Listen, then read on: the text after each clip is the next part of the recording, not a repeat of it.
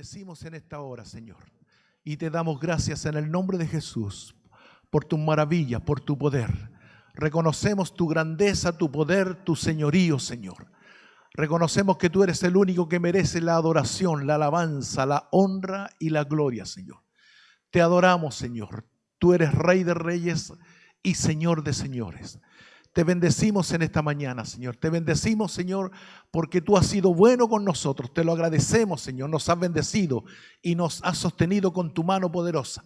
Y te damos gracias en esta hora por la oportunidad que tú nos das de reunirnos en tu nombre, Señor, y de poder estudiar tu palabra, Señor. Queremos, Señor, aprender más de ti. Y queremos, Señor, no solo tener el conocimiento de tu palabra, sino tener un encuentro con el Dios de la palabra. Rogamos, Señor, que tu Santo Espíritu se haga sentir en cada corazón. Rogamos que tu palabra santa, Señor, pueda transformar vida, pueda impactar corazones. Señor, haz tu obra, Señor, haz tu obra en cada uno de nosotros. Bendice, Señor, a los que con esfuerzo, con dedicación y con amor han llegado hasta este lugar para aprender de ti, Señor. También bendice, Señor, los que a través, Señor, de las pantallas, Señor, estarán participando de esta clase. En el nombre de Jesucristo te lo ruego, mi Dios. Amén. Amén. ¿Pueden tomar su asiento? Gloria a Dios. Estamos estudiando el Evangelio de Juan y hasta ahora hemos avanzado de acuerdo a las clases anteriores y estamos llegando al capítulo 20, versículo 30 y 31. Y usted lo puede ver allí en la pantalla. Dice ahí: hizo además Jesús muchas otras señales en presencia de sus discípulos, las cuales no están escritas en este libro, pero estas se han escrito para que creáis que Jesús es el Cristo, el Hijo de Dios, y para que creyendo en Él tengáis vida en su nombre. El Evangelio de Juan es un evangelio diferente. La verdad es que en nuestra Biblia hay 4 evangelios: Mateo, Marcos, Lucas y Juan. Los 3 primeros se les llaman evangelios sinópticos y ellos hacen énfasis en el reino de los cielos. Sin embargo, este evangelio de Juan es diferente porque no enfatiza el reino de los cielos, sino enfatiza en la gloria de Jesús, por lo cual lo presenta desde un comienzo como el Dios eterno. El libro comienza diciendo: en el principio era el verbo y el verbo era con Dios y el verbo era Dios. Por lo cual ahí está revelando la eternidad, está revelando la comunión con Dios, está revelando el accionar de Dios. Dice: en el principio era el verbo. Y esta palabra es importante, porque el verbo representa o demuestra la acción.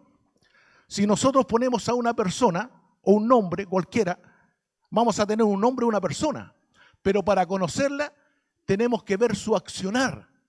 Por ejemplo, si ponemos el nombre Juan, vamos a ver a Juan solamente. Pero para conocerle tenemos que ver qué es lo que hace Juan. Juan habla, Juan juega, Juan corre. Y entonces la acción es el verbo. En una oración, y esto lo enseñan los profesores en lenguaje, nos dice que existe el sujeto y el predicado. Y parte importante del predicado es el verbo, porque refleja la acción a la que recurre el sujeto. De tal manera que cuando hablamos de Dios, como Dios es espíritu, Dios es intangible, Dios es invisible, Dios no podemos verlo ni tocarlo, tenemos una palabra, tenemos un concepto, Dios. Sin embargo, para conocer a Dios tenemos que ver su accionar. Entonces la expresión máxima de Dios es Jesucristo. ¿Por qué? Porque Jesús es el verbo de Dios. Entonces todo lo que hace Jesús, todo lo que hace Dios lo hace a través de Jesús. Todo fue creado por Él y para Él. De tal manera que tenemos que Jesús es la expresión máxima de Dios. De hecho, Él le dijo a uno de sus discípulos: ¿me has visto a mí? Has visto al Padre. Entonces Juan dice que Él vino a revelar lo invisible de Dios. Por eso Juan comienza diciendo: en el principio era el verbo y el verbo era con Dios y el verbo era Dios. Y ese verbo fue hecho carne y habitó entre nosotros. Y vimos su gloria, gloria como del unigénito del Padre. De tal manera que esto muestra la diferencia del Evangelio de Juan respecto a los evangelios sinópticos, porque el Evangelio de Juan trae la revelación del Hijo de Dios. Y durante las clases anteriores hemos visto que el relato que hace el evangelista Juan es enfático en cuanto a la preocupación que Jesús tuvo después de haber resucitado. Su mayor preocupación fue mostrarse a sus discípulos.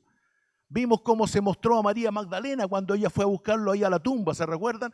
Se mostró y María pudo verlo, fue la primera persona en el relato que vio a Jesús resucitado. Después Jesús se presentó a los discípulos. En esa reunión no estaba Tomás. Después Jesús se preocupó de presentarse cuando sí estaba Tomás. Y eso lo vimos durante las clases anteriores a través de los demás maestros que estuvieron presentes en este lugar. Entonces, el énfasis, la preocupación principal que Jesús tuvo una vez que Él resucitó fue mostrarse a sus discípulos. ¿Para qué? Para que ellos pudieran testificar de la resurrección de Jesucristo. Pablo dice así: si Cristo no hubiese resucitado, seríamos los más dignos de conmiseración. O sea, nuestra fe sería vana, nuestra fe no tendría un asidero, un fundamento, no tendría una plataforma. Nuestra fe se desvanecería si Cristo no hubiera resucitado. Entonces, lo principal en el Evangelio es la resurrección de Jesucristo. Si bien es cierto, Él murió por nuestros pecados, pero si Cristo se hubiera quedado muerto, hubiera sido como un líder más de los que hay tantos en el mundo, que todos mueren por una buena causa. Nosotros acá en Chile le desfilamos, vemos los desfiles a Arturo Prat. ¿Por qué? Porque murió por Chile, una buena causa. Sin embargo, Él está muerto. Las otras religiones adoran a Buda, por ejemplo, pero Buda está muerto. Los musulmanes enaltecen a Mahoma, pero Mahoma está muerto. Pero Jesucristo vive. Esa es la diferencia. Y en eso pone énfasis el evangelista Juan. Escribe acerca de la resurrección de Jesucristo porque es la mejor forma de demostrar su gloria. Por eso hemos llegado ya a este capítulo número 20. Y dice así: hizo además Jesús muchas otras señales en presencia de sus discípulos, las cuales no están escritas en este libro. Porque Juan se preocupó de seleccionar solamente 7 milagros. A diferencia de los evangelios sinópticos, que hay una cantidad enorme de relatos de milagros que Jesús hizo. Pero Juan selecciona solamente 7, incluso más. A los milagros Juan no le llama milagros, le llama señales. No le llama milagros, le llama señales. Porque una señal es una evidencia. Y una evidencia no puede negarse. De tal manera que cada milagro que Jesús hizo es una evidencia de que Jesús es el Cristo, el Hijo de Dios. Ahora, el título que tiene esta porción en nuestra Biblia dice el propósito del libro. Y el propósito del libro es enfático el evangelista Juan al mencionarlo en estos dos versículos, versículos 30 y 31 del capítulo 20. Porque todo el relato que ha hecho hasta ahora tiene como propósito fortalecer la fe de los discípulos. Podríamos decir, y alguien podría pensar, que esta parte que dice, para que creyendo en Él tengáis vida en su nombre, pensamos y podemos pensar que es para los incrédulos. Sin embargo, el Evangelio de Juan fue escrito especialmente para los discípulos de ese tiempo. Consideremos esto, que el Evangelio de Juan fue escrito después de los 3 evangelios sinópticos, después de Marcos, de Lucas, de Mateo, Marcos y Lucas. Y fue escrito aproximadamente el año 60. Algunos piensan que hasta el año 70 podía haber sido escrito. Pero después de muchos años fue escrito porque la iglesia en ese tiempo estaba sufriendo afrentas, sufriendo persecución y tenía que luchar en 3 frentes principalmente. Los que habían creído en Jesucristo, los que habían esperado en Él, estaban sufriendo en ese tiempo en 3 frentes. Recordemos que Jesús cuando fue levantado al cielo, los ángeles le dijeron: a este Jesús que ha sido levantado al cielo, este mismo Jesús va a volver. Entonces había una promesa, había una esperanza. Y ellos esperaban que Jesús volviera. Sin embargo, los años comenzaron a pasar. Y ya habían pasado cerca de 60 años. Bueno, 30 años después de Jesús, el año 60 después de Cristo. Entonces, la esperanza de ellos se estaba desfalleciendo. La fe de ellos estaba tambaleando, se estaban debilitando. Entonces, ellos tenían que luchar en esa debilidad contra tres frentes. Primero, tenían que luchar contra los judíos. Me refiero a la religión judía especialmente. Recordemos que Jesús durante su ministerio fue expulsado 3 veces de la sinagoga. Y los discípulos, por la sinagoga o por la religión judía, eran rechazados. Y esto tiene una implicancia importante porque no solo eran rechazados en un sentido religioso, sino que los judíos formaban sociedad y todos los que no formaban parte de la sinagoga eran excluidos de la sociedad. Entonces ellos no podían comercializar, no podían hacer negocio, no podían trabajar, eran excomulgados. Entonces eran apartados, eran desechados por la sociedad judía, no solamente en un sentido religioso. Incluso más, después de Jesús, dentro de la oración judía, se incluyó una maldición sobre aquellos que estaban proclamando que Jesús había resucitado. Entonces ellos habían sido desechados, expulsados no solo de la religión judía, sino prácticamente de la sociedad o del pueblo judío. Entonces ellos les costaba hacer una vida normal. Estoy hablando de los discípulos que habían creído en Jesús y que formaban parte del pueblo judío. Ese era el primer frente contra el que tenían que batallar. El segundo frente contra el que tenían que batallar era contra los liderazgos que se habían levantado en ese tiempo. Hasta en ese entonces, por ejemplo, los discípulos de Juan el Bautista habían formado prácticamente una secta, de tal manera que ellos decían que el personaje principal en la historia de la religión judía era Juan el Bautista, echando por tierra el ministerio de Jesús. Y eso influyó de tal manera que hasta en los corintios decían, yo soy de Juan, no, yo soy de Pablo, yo soy de Cefas, yo soy de Jesús. Entonces había una lucha de liderazgos. Por eso Juan tuvo que establecer claramente que Jesús es el Cristo, el Hijo de Dios, y para que creyendo en Él tenga vida en su nombre. O sea, los demás liderazgos que se puedan levantar siempre van a ser inferiores a Jesucristo el Señor. De hecho, cuando Juan el Bautista anunció la llegada de Jesucristo, dijo claramente que Jesús era el Cordero de Dios, el que quita el pecado del mundo. Y no era Él la luz, sino Jesús es la luz. Juan el Bautista lo dejó establecido claramente. Sin embargo, los discípulos comenzaron a manipular ese mensaje y llegaron a formarse en una secta. Y lo digo esto porque en el libro de los Hechos sale claramente cuando Pablo llega a Éfeso, que había una secta de discípulos que no creía en la resurrección, sino que creía solamente en el bautismo de Juan. Eso lo puede leer usted en el libro de los Hechos, capítulo 19. Entonces, allí había un segundo frente contra el que estaban luchando los discípulos, los creyentes en Cristo en ese tiempo de la persecución, años 50, años 60, por allí, hasta el año 70, dicen algunos teólogos. Y el tercer frente contra el que tenían que luchar los creyentes en Jesucristo en ese tiempo era contra los gnósticos. La gnosis era una corriente filosófica que no solamente se había introducido en la religión judía, sino que también se estaba introduciendo en la religión cristiana. La gnosis, el gnosticismo, lo que dice es que hay una separación tan grande entre el alma y el cuerpo, o entre el espíritu y el cuerpo, diciendo que en el espíritu está todo lo bueno y que en el cuerpo está todo lo malo. Por lo tanto, ellos eran los que se sacrificaban, eran los que golpeaban el cuerpo. Y ellos se enseñaron que Jesús, siendo Dios, no vino en cuerpo, no vino en carne, no vino en carne y hueso, no vino en sangre, sino que hacía apariciones humanas. Ellos vieron, pero vieron un espíritu. Así como ejemplo, cuando los discípulos iban en la barca, ellos pensaron, cuando venía Jesús, pensaban que era un fantasma. Esa es más o menos la idea que enseñaban los gnósticos, la gnosis.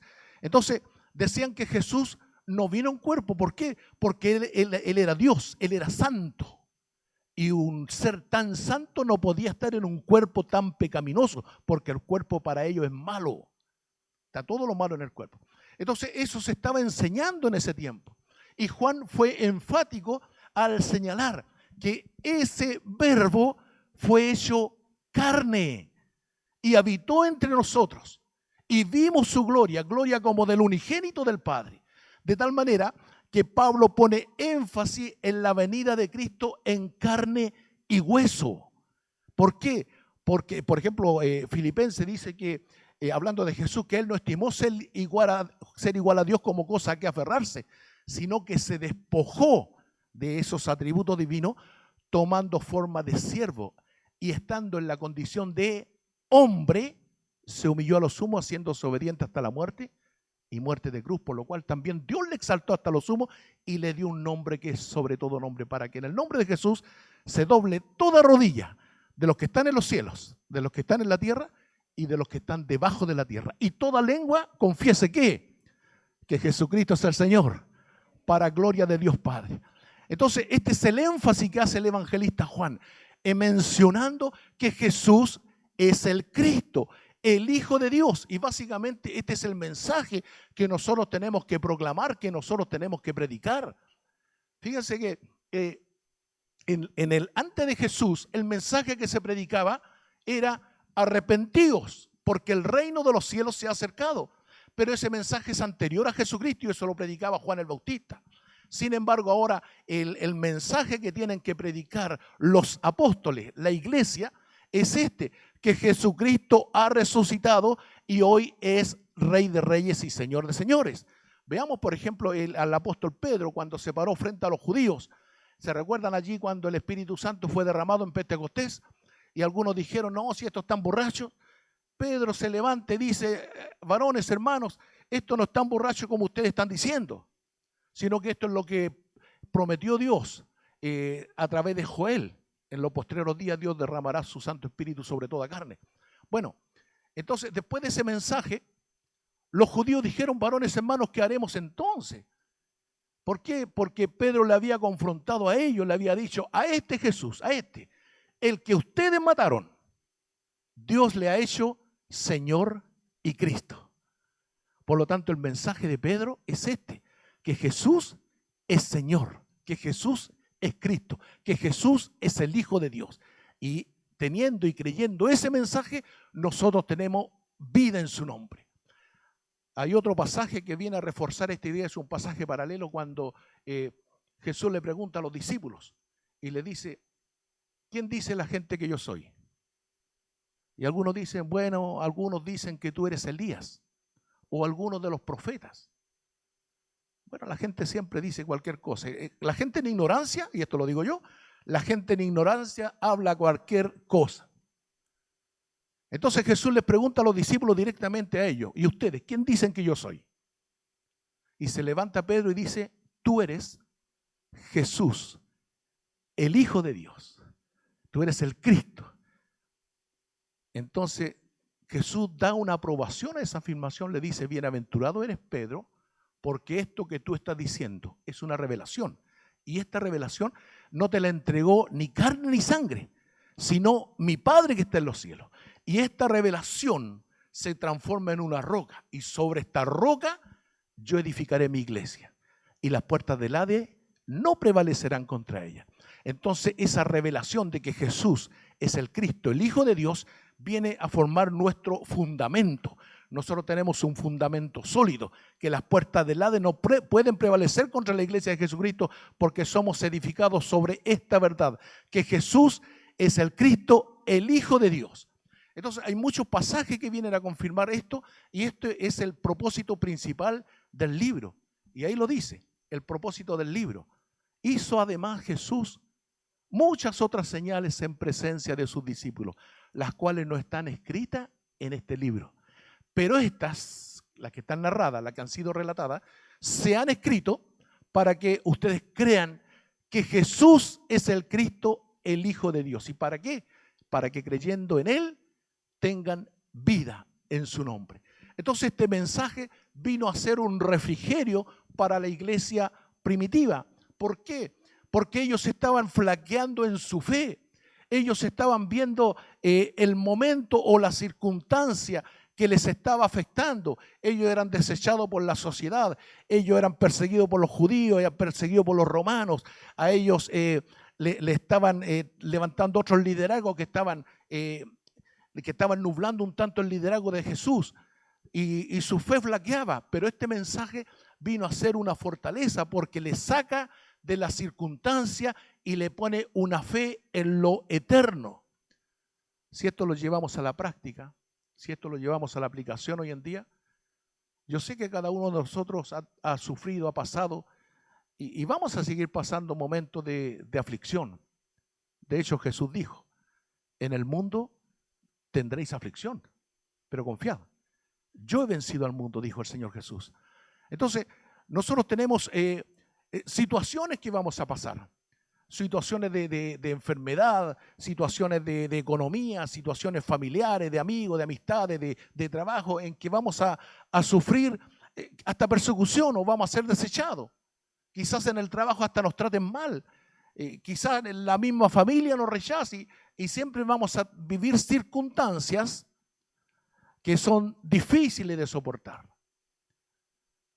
Pero Jesús lo que nos enseña es que nuestra fe esté en lo eterno y no en la circunstancia, no en lo temporal. Todo lo que estamos pasando es pasajero, va a pasar, pero lo que no va a pasar es su palabra. Su palabra permanece para siempre. Por lo tanto, si nuestra fe está puesta en Jesucristo el Señor, que resucitó de entre los muertos y que vive eternamente, por lo tanto nosotros no vamos a vivir, Pablo lo dice así, no andamos por vista, sino andamos por fe. Porque lo que vemos es temporal, es circunstancial, pero nuestra fe está puesta en su palabra y la palabra de Dios permanece para siempre. Por lo tanto, nuestra eternidad está asegurada en Cristo. Y esto es lo que Juan enfatiza como propósito en su libro, que es el título que a Jesucristo se le da. Fíjese que nosotros declaramos abiertamente que Jesús es el Señor. Y esto lo hemos dicho, lo repetimos, lo proclamamos. Sin embargo, a veces no entendemos cuál es el concepto de la palabra Señor. Yo lo he explicado en otras veces, pero lo voy a hacer por si alguien no lo ha escuchado. Para que una persona califique para ser llamado Señor, tiene que reunir 3 requisitos fundamentales.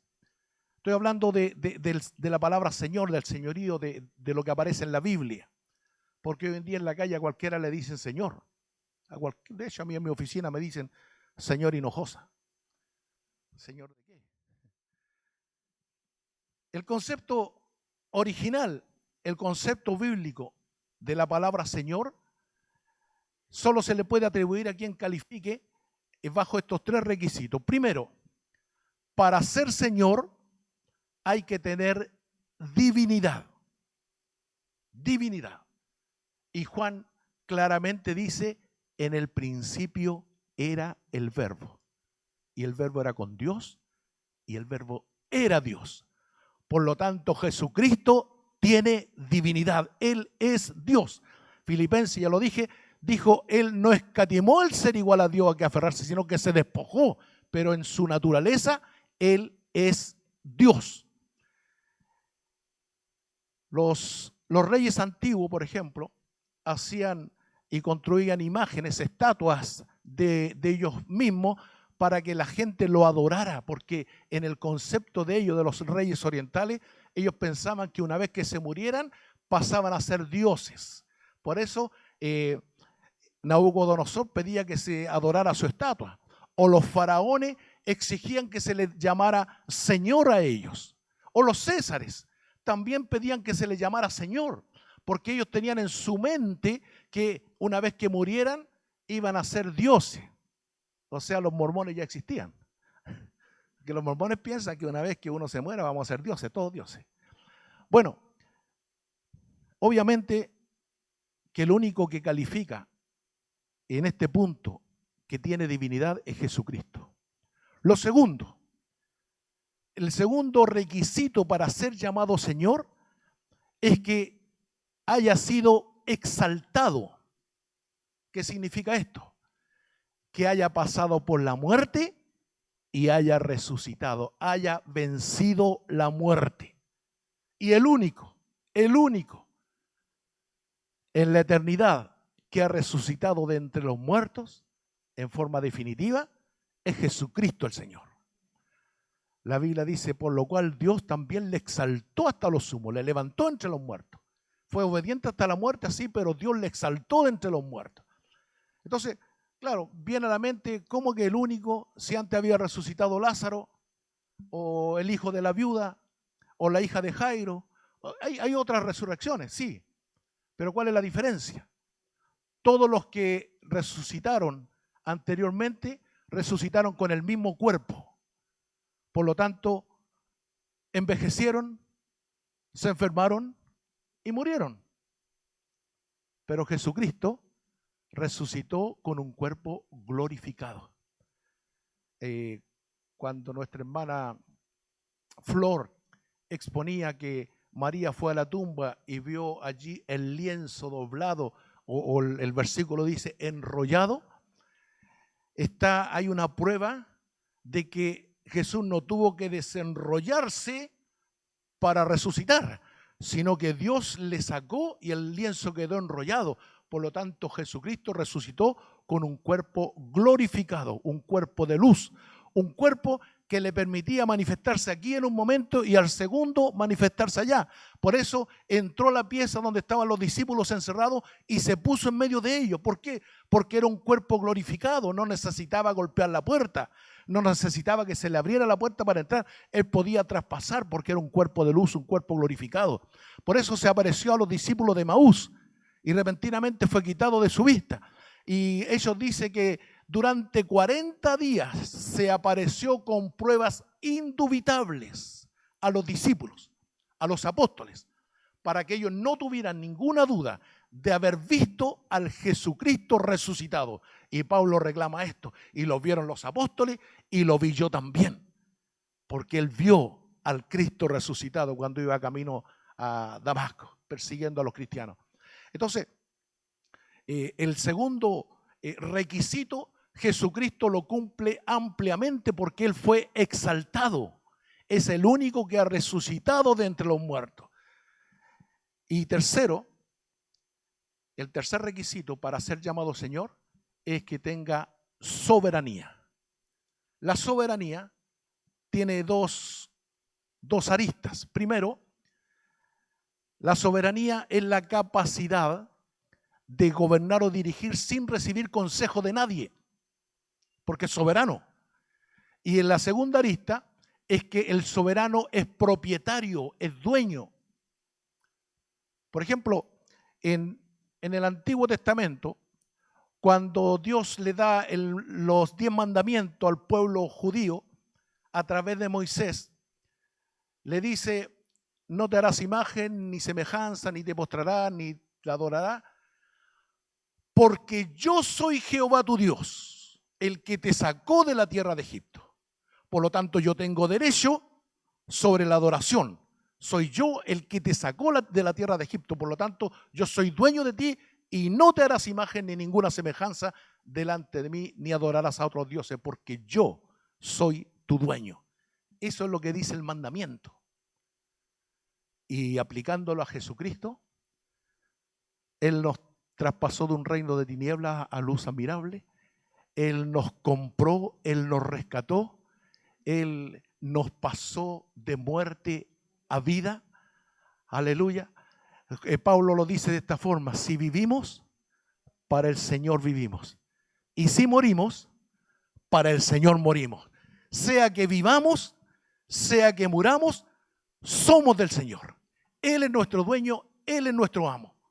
Por lo tanto, Él es soberano sobre su pueblo. Cumple los 3 requisitos. Es divino, es Dios. Fue exaltado, venció la muerte con poder y Él es dueño de su pueblo porque nos compró a precio de sangre. Con su propia vida nos compró, por lo tanto Él es nuestro dueño. Habiendo cumplido los 3 requisitos, es el único en el universo al que podemos llamar Señor. Él es nuestro Señor. Y este básicamente es el mensaje central del Evangelio. Por eso el evangelista Juan dice esto. Hizo además Jesús muchas otras señales en presencia de sus discípulos, las cuales no están escritas en este libro. Pero estas que mencionamos, que fueron relatadas, han sido escritas para que ustedes crean que Jesús es el Cristo y para que creyendo en Él tengan vida en su nombre. Esto viene a fortalecer la fe de la iglesia primitiva. Este es el propósito del libro. Por eso Jesús puso tanto énfasis, se preocupó tanto de aparecerse resucitado. ¿Para qué? Para que tuviéramos testigos de la resurrección de Jesucristo. Recordemos que cuando Jesús apareció en escena, Él lo primero que hizo fue subir al monte a ayunar durante 40 días. Él estuvo orando y ayunando en el monte. Y cuando bajó, dice la Biblia que Él bajó en el poder del Espíritu Santo. Y comenzó a hacer algunos milagros, lo que Juan llama señales. Y la gente comenzó a rodearle, comenzó a seguirle, comenzó a tocarle y le fue un impedimento andar entre la multitud.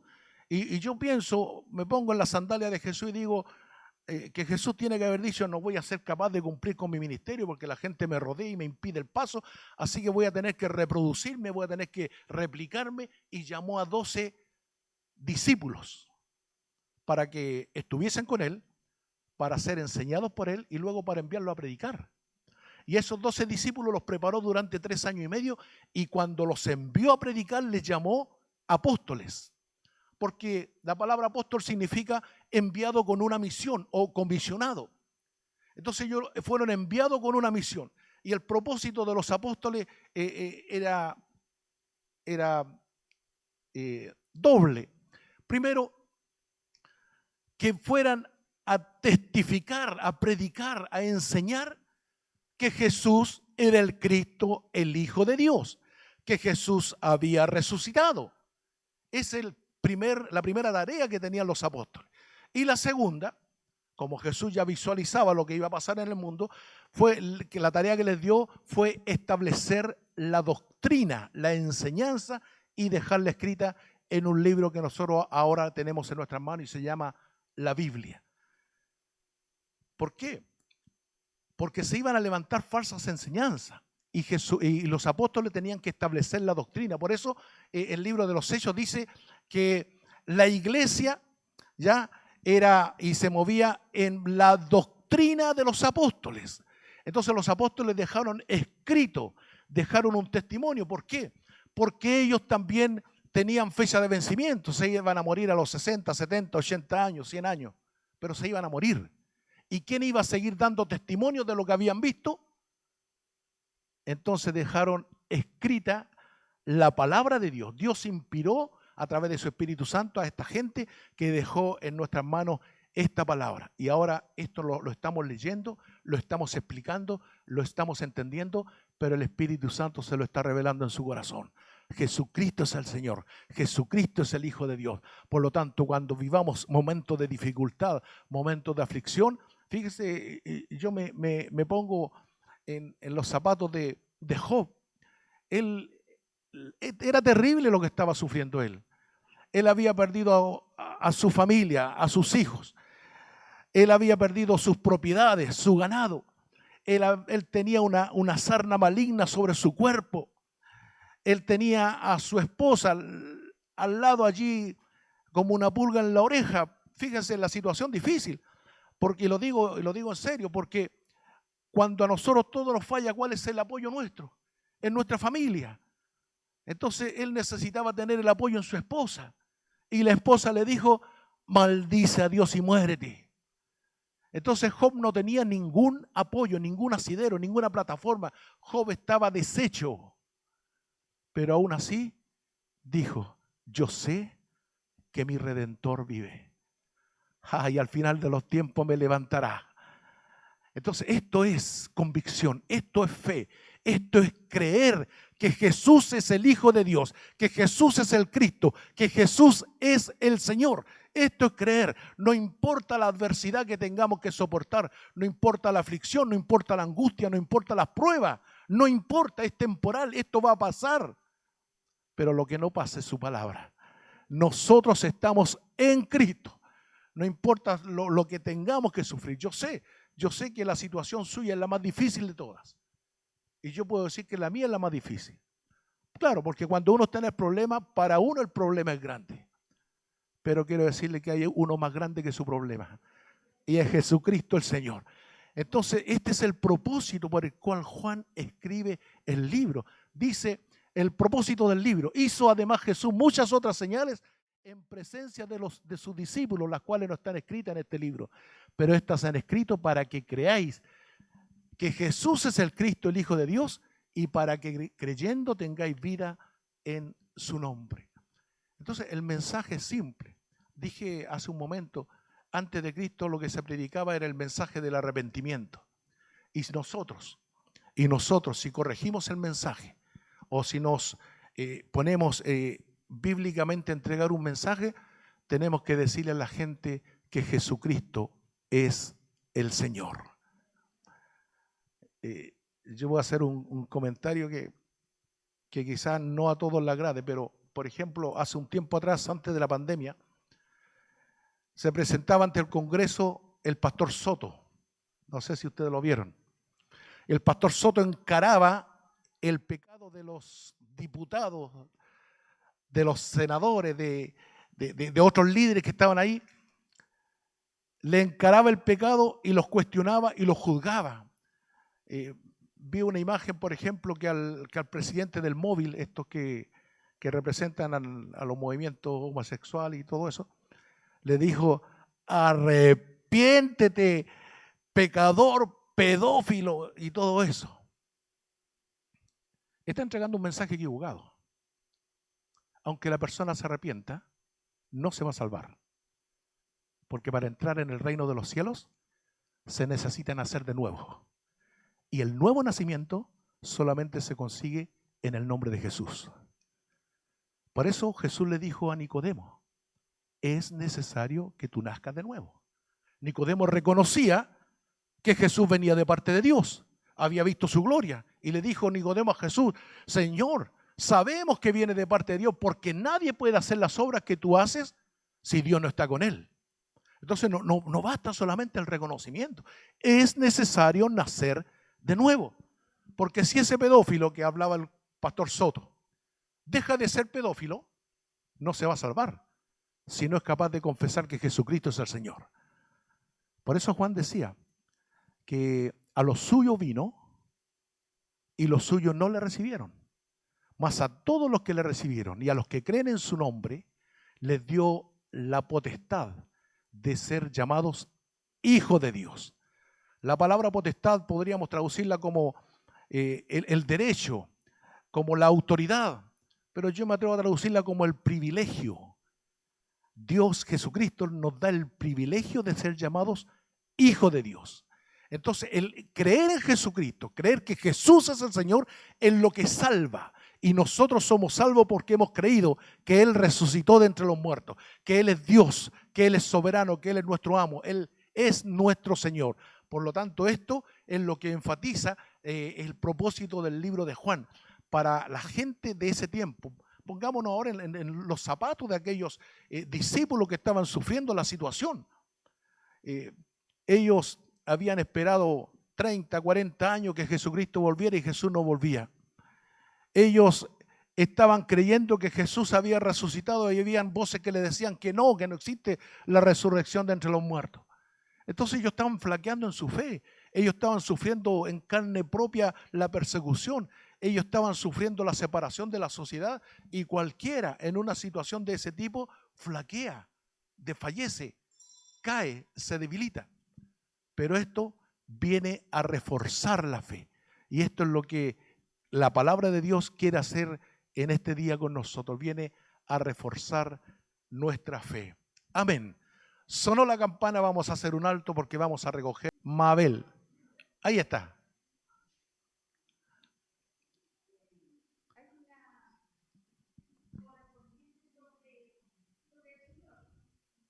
Es verdad, el Señor, Rey de Reyes y Señor de Señores, no hay que ni siquiera discutir. Amén. Pero también podemos ver en Génesis que cuando los ángeles visitaron a Abraham para darle la bendición de que sería padre de Isaac, el cual también su esposa le decía que habrá, siendo nosotros ya ancianos, habrá algo que vea en mí. Y él dijo, mi Señor encontrará algo en mí, deleite. Esto se encuentra en Génesis 18, dice, y Abraham y Sara eran viejos de edad avanzada, y Sara le había cesado ya la costumbre de las mujeres. Se rió pues Sara entre sí diciendo, después que ha envejecido, tendré deleite, siendo también viejo mi Señor. A eso también yo digo a su esposo. Antiguamente las mujeres le llamaban a su señor, mi señor, lo trataban de mi señor. Entonces, también es una de las preguntas que yo me hago, que eso fue antes de Cristo. Sí. También aquí hay otra pregunta también cuando habla sobre las señales de Juan. Esta es otra pregunta de las señales que Juan hablaba de Jesús, las señales que hizo. Y yo he escuchado en muchos cristianos, entre comillas, que dicen sobrenatural. Hizo algo sobrenatural. Y yo me pregunto, sobrenatural no es algo oculto esa palabra, sobrenatural. Yo quisiera saberlo, Pastor Guillermo. Amén. Amén. Gloria a Dios. En cuanto a la primera pregunta de nuestra hermana Mabel, o el primer comentario que hace, que Sara le dice a Abraham, mi Señor. Entonces debemos entender el contexto. Cuando Adán y Eva pecaron contra Dios en el huerto del Edén, una de las maldiciones que hubo para la mujer es esta: que el varón se enseñoreará de ti. Entonces, ¿por qué Dios hace esta maldición? Porque era obvio, por la fortaleza física, la mujer iba a ser sometida, y desde entonces comenzó lo que nosotros llamamos o conocemos hoy como machismo. Y en los orientales el machismo es evidente. Tanto es así que, por ejemplo, los reyes tenían muchas mujeres y la usaban como objetos sexuales prácticamente para que tuvieran hijos. Y los hijos varones los formaban a pasar parte del ejército y las mujeres a un harem. Entonces la mujer era vista como un objeto de segunda clase en el mundo oriental y en el tiempo antiguo. Entonces esa sumisión de la mujer llevó a endiosar al varón, y esa es la expresión que Sara hace respecto a Abraham por la costumbre oriental. Le dice, mi Señor. Pero cuando viene Jesucristo, entonces Cristo viene a darle un lugar de dignidad a las mujeres, y la Biblia dice que en Cristo no hay varón ni mujer, sino que en Cristo todos somos uno. Usted y yo, hermana, estamos en el mismo nivel ante Dios.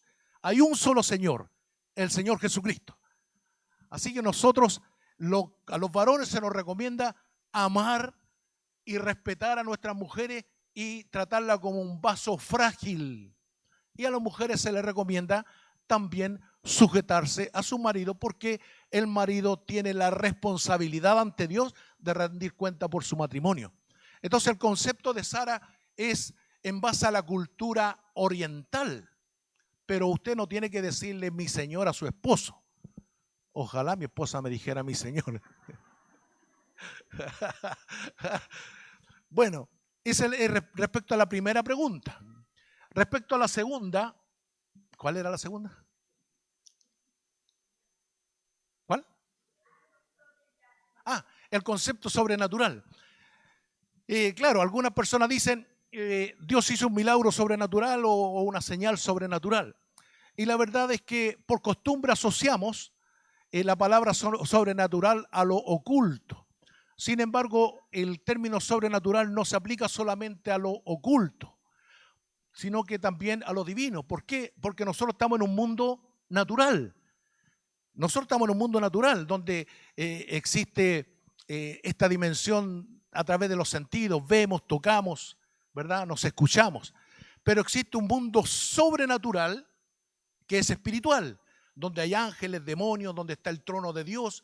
Entonces, lo sobrenatural, cuando se manifiesta en el mundo natural, eso se llama milagro.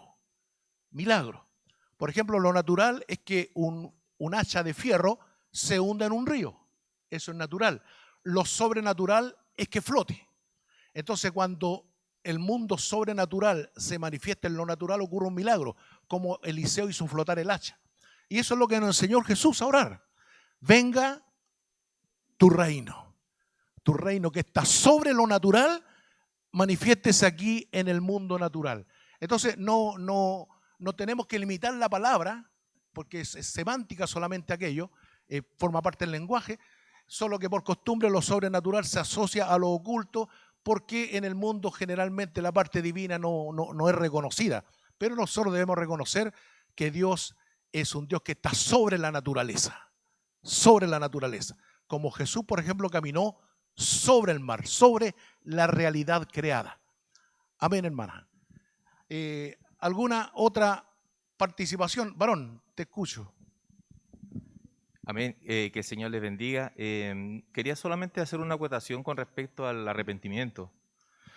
Hoy en día se predica mucho acerca del amor del Señor, lo cual está bien, está perfecto. Sin embargo, así como en un avión tiene dos alas, una ala importante también dentro del Evangelio es el arrepentimiento.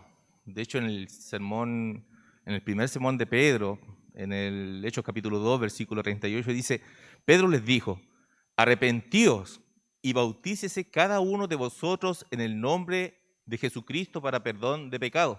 Sin arrepentimiento no hay perdón de pecados. Y obviamente que uno no puede arrepentirse sin creer en la obra redentora del Señor Jesucristo. Lo menciono porque hoy en día, lamentablemente, la gente se cree buena. Muchas personas piensan que son buenas personas y que eso los va a llevar al cielo. Y no hay una obra de arrepentimiento en las personas que muchas veces lo haga necesitar e ir a los pies de Cristo. Entonces quería acotar un poco que la parte del arrepentimiento también es bastante importante, y la obra obviamente salvadora de Jesucristo el Señor y redentora, que por gracia estamos todos aquí, es la que en definitiva la que nos lleva hacia el Padre. Amén. Amén, amén. Solamente complementar que la palabra arrepentimiento, estamos hablando del arrepentimiento bíblico, no como se usa en el mundo. El arrepentimiento bíblico significa cambiar la manera de pensar. Entonces, el mensaje de arrepentimiento era para los religiosos judíos que tenían que cambiar su manera de pensar. ¿Por qué? Porque el reino de los cielos se ha acercado. De otra forma no lo van a poder percibir. ¿Ya? Pero en el caso de Nicodemo ya había pasado por ese proceso y reconocía la manifestación, pero le faltaba algo, el nacer de nuevo. Entonces lo que nos salva es el nacer de nuevo. Porque hay gente que se puede arrepentir. Por ejemplo, un delincuente se puede arrepentir, cambiar su manera de pensar, puede dejar de robar, pero no es salvo. Un alcohólico puede dejar de tomar, pero no es salvo. ¿Cuándo se salva la persona? Cuando reconoce que Jesucristo es el Señor.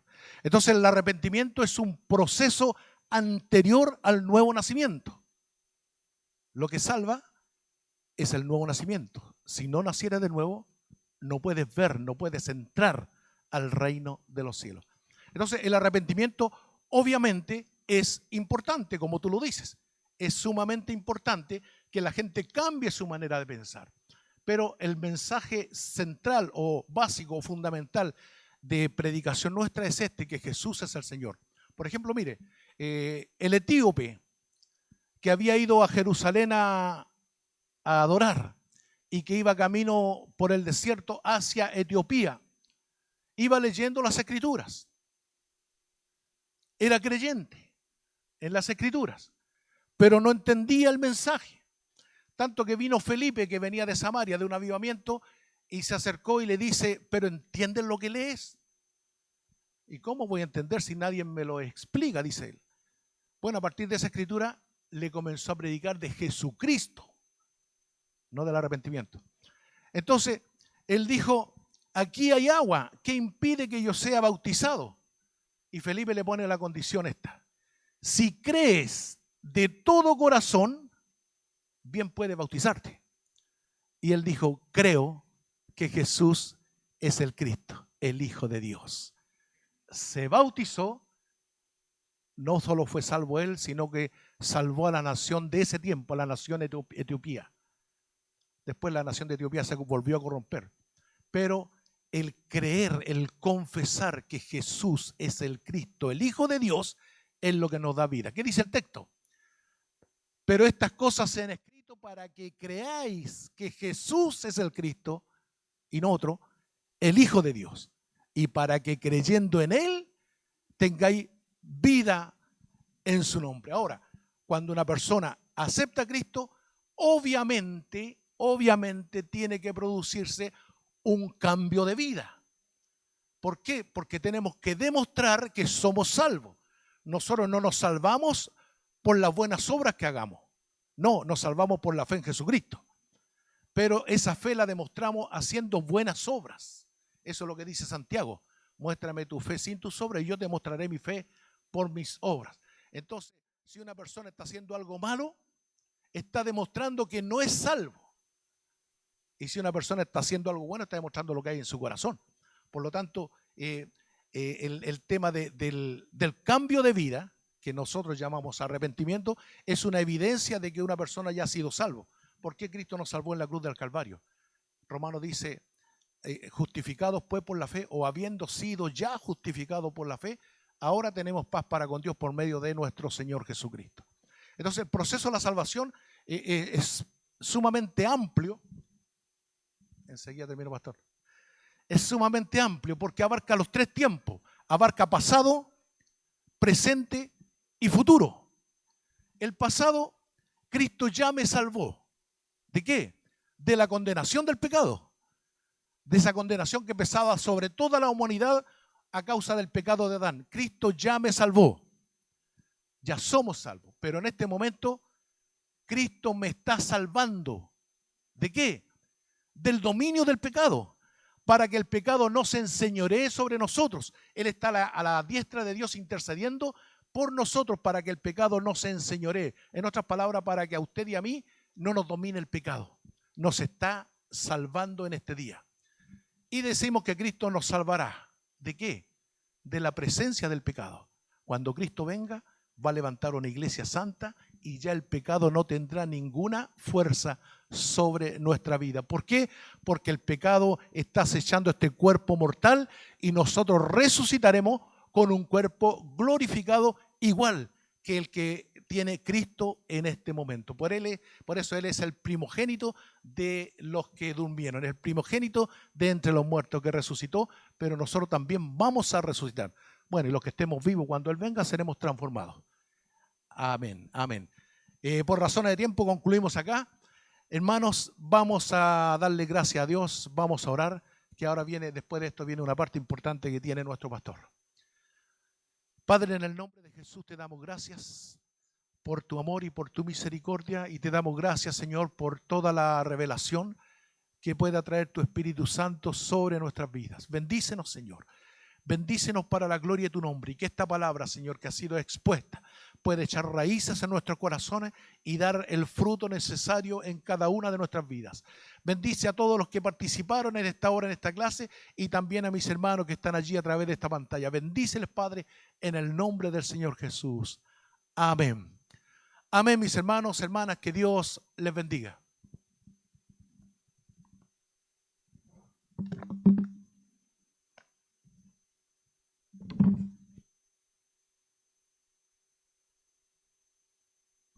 Quédense un momento porque el pastor va a pasar a esta parte.